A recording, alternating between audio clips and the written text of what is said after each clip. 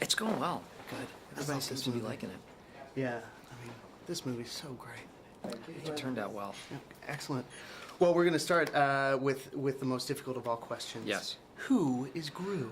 Gru is the #1 supervillain in the world, and he has recently been supplanted by an upstart villain named Vector. So Gru is now actually #2. So Gru decides that in order to regain his #1 status, he needs to pull off an incredibly diabolical heist. And his idea is to steal the moon right out of the sky. But in order to do so, he must employ the services of 3 tiny orphan girls. And there's no way his plot will be able to come to fruition unless these girls do his evil bidding. And so he adopts them. And at once, his world is turned upside down. Everything that he knows to be true is no longer the case. And he's a first-time parent, and he has to deal with what it is to be a dad for the first time. And what I loved about that is watching Gru's development. I mean, because it's such a complex character that for a bad guy, he's not such a bad guy. Yeah, you know what? He's a bad guy, but he's not.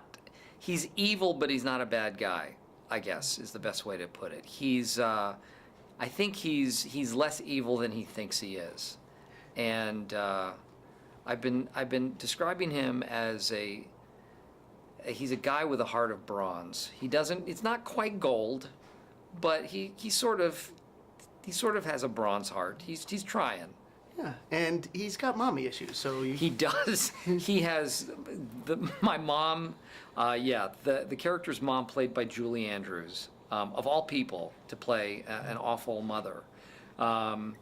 He has some issues with his mom that he has to get over. He has never lived up to her expectations, and he continues to try and never quite manifests it. it actually it definitely made me relate to him a little bit more, not going into my own issues, but, it's a more relatable character. Was there a fine line that you had to do as far as, like, being a bad guy and being that relatable, fun? Well, yeah, you want the characters to be a little bit sinister, but you don't want them to be too scary, and you want it to be fun. So that, I think, is the line that the animators and the directors were walking when they made it.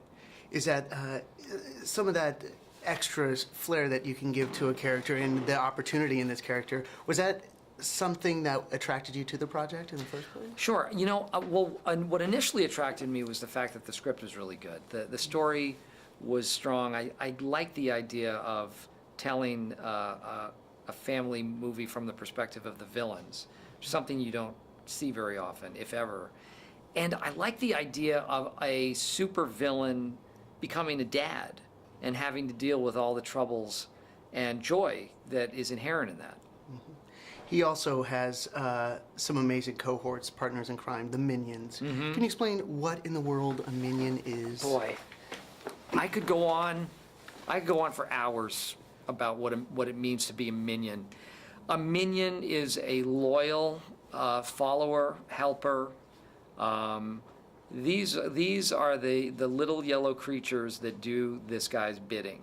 And as an interesting side note, when my 6-year-old son saw this movie, he was very impressed. He loved it, but he was very disappointed that I had not played one of the minions. I guess there's no pleasing him. Clearly. All I kept thinking during the movie was, if I had minions, what would I do? Had you thought about how much life would be easier if you yourself could have? I would want minions who could cook. I would want a bunch of cooking minions, because I am not much of a cook. My wife is not much of a cook, and that's certainly not a disparaging remark to my wife. She's the first to admit that. I think we would both want cooking minions. Perfect. For our sake.